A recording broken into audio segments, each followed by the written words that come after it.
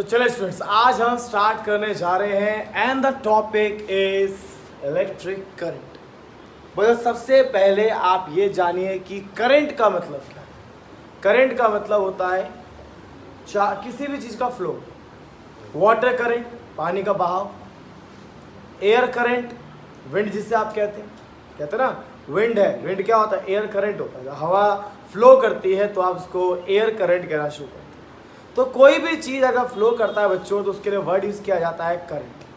क्या यूज़ किया जाता है? करंट। करंट सिर्फ बिजली का नहीं होता है, करंट एयर का होता है, करंट वाटर का होता है। हर चीज़ करंट मतलब होता है फ्लो होना। किसी भी चीज़ का फ्लो होना करंट कहलाता है। किसी भी चीज़ का मतलब इलेक्ट्रिक करंट मतलब चार्ज का करंट। करंट मतलब फ्लो।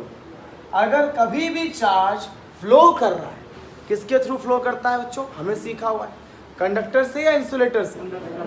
किससे स्टूडेंट्स? कंडक्टर से। ठीक है, किससे फ्लो करता है? कंडक्टर से। इंसुलेटर से कभी भी चार्ज फ्लो नहीं करता। तो यही लिखा हुआ मैंने यहाँ पर कि flow of electric charge, charge का फ्लो होना किसी भी कंडक्टर से क्या कहलाता है बच्चों? इलेक्ट्रिक करंट कहलाता है। Electric means charge, current means flow. Charge का फ्लो होना। बड़े चार्ज किसके थ्रू फ्लो होगा स्टूडेंट्स? कंडक्टर। यही बताया था कंडक्टर से क्यों होता है, because they have free electrons, but insulator have bounded electrons. बता देना आप लोगों को कि जो चार्ज हैं वो हर किसी से फ्लो नहीं करते हैं, ये फ्लो करते हैं सिर्फ किससे? कंडक्टर से। और कहाँ से कहाँ फ्लो करते हैं स्टूडेंट? हाई पोटेंशियल से लो पोटेंशियल। तो ध्यान रखना है, कभी भी अगर चार्ज फ्लो कर गया, अगर एक कंडक्टर है मेरे पास स्टूडेंट, और इस कंडक्टर के थ्रू अगर चार्ज फ्लो कर गया, तो मैं कहूँगा यहाँ इलेक्ट्रिक करंट आ रहा है। क्या आ रहा है? Electric current. और पानी फ्लो कर गया तो वाटर करंट आ रहा है। हाँ, हवा फ्लो कर गया, एयर करंट आ रहा है। तो करंट का मतलब फ्लो से है, और इलेक्ट्रिक करंट का मतलब चार्ज के फ्लो से। जब चार्ज फ्लो करता है तो हम कहते हैं कि वहाँ इलेक्ट्रिक करंट आया। अब हम जानना चाहते हैं कितना इलेक्ट्रिक करंट आया। तो अगर हम इलेक्ट्रिक करंट निकालना चाहते हैं बच्चों, तो उसके लिए फॉर्मूला होता है Q/T। Q क्या है? अमाउंट ऑफ चार्ज जो फ्लो है। Q क्या है? This is amount of charge flow. कितना चार्ज फ्लो हुआ? T time taken to flow of charge. Charge के फ्लो में कितना टाइम लगा वो। तो अगर आप ये पता कर लें कितना चार्ज फ्लो हुआ है, ये पता कर लें कितने टाइम में हुआ है, तो आप क्या निकाल सकते हैं? करंट का वैल्यू निकाल सकते हैं। मान लीजिए बच्चों, आपका 1 कूलम चार्ज फ्लो। ध्यान रखिए, बड़ा इंपॉर्टेंट क्वेश्चन बन जा रहा है यहाँ से। मान लीजिए 1 कूलम का चार्ज फ्लो। चार्ज का ऐसा यूनिट कूलम होता है ना बच्चों। मान लीजिए 1 कूलम चार्ज एक पॉइंट से दूसरे पॉइंट पे गया, और जाने में उसने 1 सेकंड का समय लगा दिया। तो पता है करंट कितना आएगा बच्चों? 1 एम्पियर। कितना आएगा बच्चों? 1 एम्पियर। एम्पियर क्या है? SI unit of electric current. SI unit of electric current. तो कोई आपसे पूछे बताइए 1 एम्पियर क्या होता है, तो बताएंगे 1 एम्पियर वह करंट होता है जब 1 कूलम चार्ज 1 सेकंड के लिए फ्लो करता है। जब इस पॉइंट से इस पॉइंट तक 1 कूलम चार्ज गया, 1 सेकंड में गया, तो हम कहते हैं जो करंट डेवलप हुआ वो 1 एम्पियर। कितना हुआ है? 1 ampere. Clear students? I think आप लोग क्लियर होगा। चलिए थोड़ा सा इसको और डिटेल में लेके चलते हैं। पता है आपने Q का फॉर्मूला पढ़ा है स्टूडेंट्स? Ne पढ़ाया हुआ है, एक लेक्चर में डाला भी था। Q इक्वल्स टू क्या होता है? Ne, जहां N होता है नंबर ऑफ इलेक्ट्रॉन्स और E होता है बच्चों एलिमेंट्री चार्ज। 1.6 10 की पावर -19। विदाउट स्टूडेंट्स, तो what is electric current? Electric मतलब चार्ज, करंट मतलब फ्लो। तो चार्ज का फ्लो मतलब इलेक्ट्रिक करंट आ गया। कितने चार्ज का फ्लो, 1 कूलम का चार्ज 1 सेकंड के लिए फ्लो कर जाए तो 1 एम्पियर करंट वहां पे जनरेट हो जाता है। और ये फ्लो किसके थ्रू होता है, कंडक्टर के थ्रू होता है। क्यों होता है, कंडक्टर के पास इलेक्ट्रॉन्स होते हैं। कैसे होता है, हाई पोटेंशियल से लो पोटेंशियल। अब कौन ये काम करके देता है हाई पोटेंशियल, वो आपको बताता हूँ। पहले आप यहाँ तक सभी बच्चे नोट डाउन कर लीजिए। देखो स्टूडेंट, जिस हिसाब से आप लोगों को बताया मैंने कि एम्पियर जो है that is SI unit of current, जो इलेक्ट्रिक करंट होता है उसका एसआई यूनिट हम लोगों का एम्पियर होता है। बच्चों एम्पियर के अलावा कुछ टर्म्स आप कई बार बोर्ड एग्जामिनेशन में देखोगे वह वर्ड यूज किए जाते हैं। कैसे वर्ड, जैसे एक होता है मिली एम्पियर। बच्चों इस मिली एम्पियर को एम ए करके लिखा जाता है। मिली मीटर पढ़ा होगा आपने, वैसे ही मिली एम्पियर होता है बच्चों, मतलब सेम होता है। 1 मिली एम्पियर 10 की पावर -3 एम्पियर के बराबर होता है। कई बार एग्जाम में यहाँ पर ऐसे फिल इन द ब्लैंक्स करके दे देगा आपको कि बताइए 1 मिली एम्पियर बराबर हाउ मेनी एम्पियर, तो बच्चों वो 10 की पावर -3 एम्पियर के बराबर। एक होता है बच्चों 1 माइक्रो एम्पियर। माइक्रो को बच्चों ऐसे डिनोट किया जाता है, जैसे आप यू बनाते हैं, यू बनाइए हल्का इसको इधर खींच दीजिए, हल्का ऐसे करके इधर ला दीजिए तो आपका ये माइक्रो बन जाता है। एक होता है 1 माइक्रो एम्पियर 10 की पावर -6 एम्पियर। ठीक है, तो दो चीज़ें आप कई बार देखेंगे बोर्ड एग्जामिनेशन में, इवन अपने एनसीईआरटी में कई बार देखेंगे मिली और माइक्रो वर्ड को यूज़ करते हुए। इसके अलावा और भी होते हैं पीको, फेर्मी, लेकिन वो सब चीज़ें आप 11th स्टैंडर्ड में सीखेंगे। फिलहाल आपको दो चीज़ याद रखनी बच्चों, एक मिली और एक माइक्रो। तो मैंने आपको ये बताया कि अगर बच्चों मेरे पास एक कंडक्टर है और इस कंडक्टर को आप देखिए मैं किससे कनेक्ट कर रहा हूँ, बैटरी से कनेक्ट कर रहा हूँ। ध्यान रखिएगा बच्चों, बैटरी से कनेक्ट कर रहा हूँ। बैटरी मान लीजिए 16 वोल्ट का, आप मार्केट से 16 वोल्ट का बैटरी लेके आए। अब बैटरी के बारे में जान के आपको ये हैरानी रहेगी बच्चों कि जो बैटरी का पॉजिटिव टर्मिनल होता है वो 16 वोल्ट पे होता है और जो नेगेटिव टर्मिनल होता है 0 वोल्ट पे। मतलब अगर आप बैटरी 100 वॉट का लेके आए हैं तो 100 वॉट का जो पॉजिटिव टर्मिनल है वो 100 वॉट का है, वॉट कह रहा हूँ वोल्ट का, और जो नेगेटिव है वो आपका 0 वोल्टेज पर है। तो देखिए स्टूडेंट्स, अगर ये 16 वोल्ट है इसका मतलब यहाँ से जो ये टर्मिनल जुड़ा है ये +16 वोल्ट का, और अगर ये नेगेटिव टर्मिनल बच्चों तो ये आपका 0 वोल्टेज पर। इसका मतलब स्टूडेंट्स ये आपका हाई वोल्टेज पर, और स्टूडेंट्स ये आपका लो वोल्टेज। और हमने प्रीवियस सेक्शंस में पढ़ा हुआ है कि चार्ज का फ्लो अपने आप होता है बच्चों, कहाँ से कहाँ, हाई पोटेंशियल से लो पोटेंशियल। तो जैसे आप बैटरी लगा रहे हैं तो देखिए जब आपने बैटरी नहीं लगाया था तो क्या था, क्या यहाँ पर वोल्टेज का गैप था, नहीं, एक कंडक्टर था बस। ये आपके पास घरों में कॉपर की वायर है, नॉर्मल वायर है, लेकिन जैसे आपने बैटरी लगाया, बैटरी लगाते क्या आ गया, वोल्टेज आ गया, वोल्टेज का गैप आ गया, एक हाई वोल्ट पे आ गया और एक लो वोल्टेज पे आ गया। तो बैटरी क्या प्रोवाइड करके देता है, पेपर में आता है बच्चों, बैटरी प्रोवाइड्स पोटेंशियल डिफरेंस। क्या प्रोवाइड कराता है बच्चों, पोटेंशियल डिफरेंस। तो पोटेंशियल डिफरेंस कितने का आ गया, 16 वोल्ट का।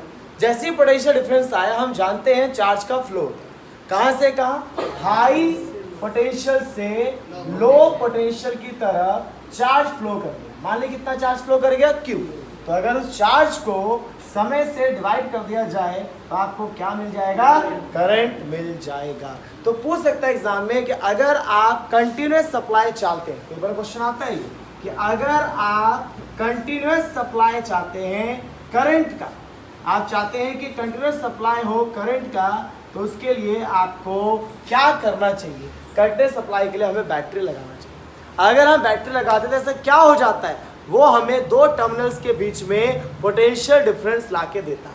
एक टर्मिनल हाई पोटेंशियल पे और एक टर्मिनल बच्चों लो पोटेंशियल पे लाके देता है, जिससे चार्ज अपने आप फ्लो करता है। चार्ज के फ्लो होने से क्या आ जाता है, करंट। क्या आ जाता है, करंट। अब बच्चों मैं जानना चाहता हूं कि जो करंट यहाँ से जा रहा है वो कितना करंट है, 1 ampere, 2 ampere, 10 ampere, 50 milli ampere, 10 micro ampere, कितना है।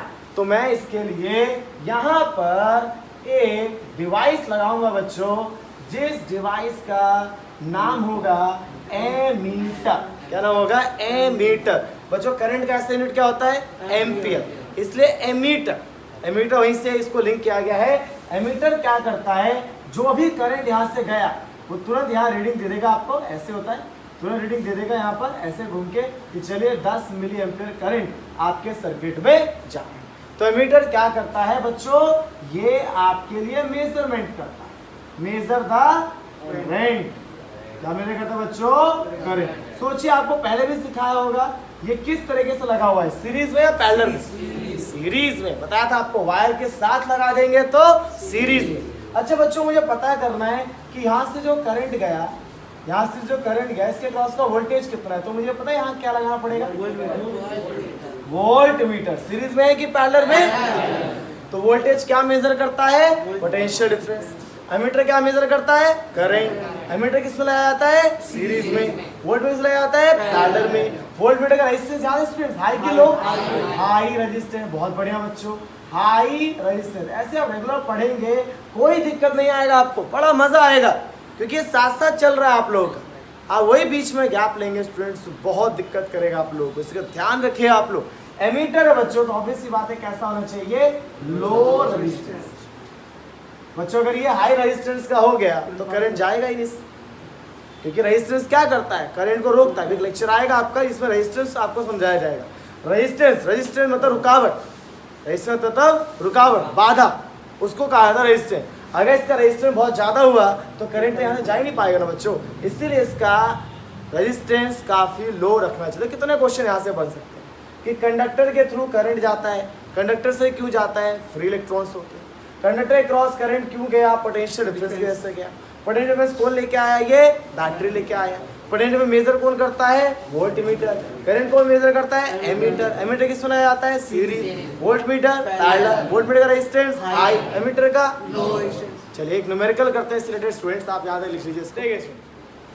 स्टार्ट करते हैं इससे रिलेटेड छोटा सा न्यूमेरिकल स्टूडेंट्स। क्या कहा गया है? एक बल्ब, जो bulb draw a current, current मतलब करंट को ले रहा है। बल्ब जब काम करता है तो उन्हें काम करने के लिए तो करंट लेगा ना। कितना करंट ले रहा है? 0.25 एम्पियर। तो करंट वो ले रहा है बच्चों 0.25 एम्पियर। अच्छा ये मिली एम्पियर होता तो क्या करना पड़ता? 10 की पावर -3 से मल्टीप्लाई, और माइक्रो होता तो 10 की पावर -6 से मल्टीप्लाई। इसका ध्यान रखें पेपर में। फिलहाल तो यहाँ सिर्फ एम्पियर, एम्पियर लिखिए बच्चों। 420 मिनट, 20 मिनट के लिए उसने करंट को अपनी तरफ अट्रैक्ट रखा, ड्रॉ करता रहा, मतलब 1200 सेकेंड। एक सेकेंड में हमेशा टाइम आपको लेके चलना है। कह रहा है कितना चार्ज फ्लो हुआ होगा। स्टूडेंट देखिए, आपको भी थोड़ी देर पहले फॉर्मूला लिखवाया है I = Q/T। तो करंट का वैल्यू 0.25 एम्पियर आपके पास है और टाइम है 1200 सेकेंड। अगर आप मल्टीप्लाई करते हैं 0.25 × 1200, डेसिमल हटाते हैं तो 100 आएगा स्टूडेंट, 20। इससे आपने यहाँ मल्टीप्लाई किया होगा इस टर्म को इससे, तो आपका 300 कूलम आप लोगों का वैल्यू आ गया। अब एक क्वेश्चन आपको यहाँ पे छोड़ रहा हूँ, आज सही बच्चे उसको ट्राई करें और देखिए कि आपका आंसर आ रहा है कि नहीं आ रहा है। ठीक है, तो अभी मैं आपके सामने क्वेश्चन पुटअप कर रहा हूँ, आप कैलकुलेट करें और वैल्यू को मेज़र करें कि आपका जो ये फॉर्मूला है वो आपको यूज़ करना आया है कि नहीं आया। ठीक है, आज सही बच्चे, अब अपना एक क्वेश्चन आपके सामने यहाँ पुट किया गया, आपने सॉल्व किया होगा। वे देखते हैं कि आप लोगों कितनों का ये आंसर सही आ रहा है। स्टूडेंट एक रेडियो सेट है जो करंट इतना एम्पियर अपने वर्किंग के लिए ले रहा है, 0.36 एम्पियर, अभी भी एम्पियर है, ऐसा कुछ नहीं कि मिली या माइक्रो है। ठीक है, कितने टाइम के लिए लिया उसने? 15 मिनट। तो 60 से मल्टीप्लाई करेंगे 900 से। चार्ज पूछ रहा है I = Q/T, so Q = I। तो स्टूडेंट्स करंट है 0.36 × 900। मेरे ख्याल से ऑलमोस्ट सही बच्चों का ये कैलकुलेशन सही चला गया होगा। ठीक है, चलिए यहाँ क्वेश्चन पूछा नहीं है, लेकिन मान लीजिए वो आपसे इलेक्ट्रॉन पूछता तो चार्ज के साथ साथ इलेक्ट्रॉन, तो बच्चों चार्ज को आप क्या लिख सकते हैं? Ne लिख सकते हैं बच्चों, × 900। तो अगर n निकालने को बोला जाए तो 0.36 × 900 / 1.6 × 10⁻⁹। देख रहे हैं, दो फॉर्मूले लिंक कर गए ना आपके। एक हमने पढ़ा I = Q/T, और साथ ही साथ हमने क्या पढ़ा बच्चों, एक तो पढ़ा हम लोगों ने I equals to Q by T, तो क्यू निकाला I इंटू टी, करंट था हमारे पास, टाइम था हमारे पास। लेट सपोज क्वेश्चन में अगर नंबर ऑफ इलेक्ट्रॉन पूछे होते तो हम क्या करते बच्चों, क्यू की जगह लिखते हमने एन। अब ई का वैल्यू मल्टीप्लाई करा क्या हो जाएगा, डिवाइड, आंसर आ गया। ऐसे करके बच्चों धीरे धीरे चैप्टर हर एक फॉर्मूले से लिंक होता चला जाएगा। वो बच्चा बहुत अच्छे से कर पाएगा जो इसे रेगुलर घर पे स्टडीज कर रहा है। यही तरीका होता है बच्चों पढ़ने का, रेगुलर स्टडीज कर। आप सोचेंगे एक दिन बैठ करके सारा पढ़ लें, दैट इज इम्पॉसिबल। थोड़ा थोड़ा पढ़ेंगे तो समय जो बचा हुआ है बोर्ड से एग्जाम के लिए आप अच्छा स्कोर कर पाएंगे। बस ये देखें कि आज आप बैठे हैं, इलेक्ट्रिसिटी कितना किया आपने, लाइट चैप्टर बड़ा कितना पढ़ा, ये मत देखिए कितना बड़ा चैप्टर है कैसे एंड होगा।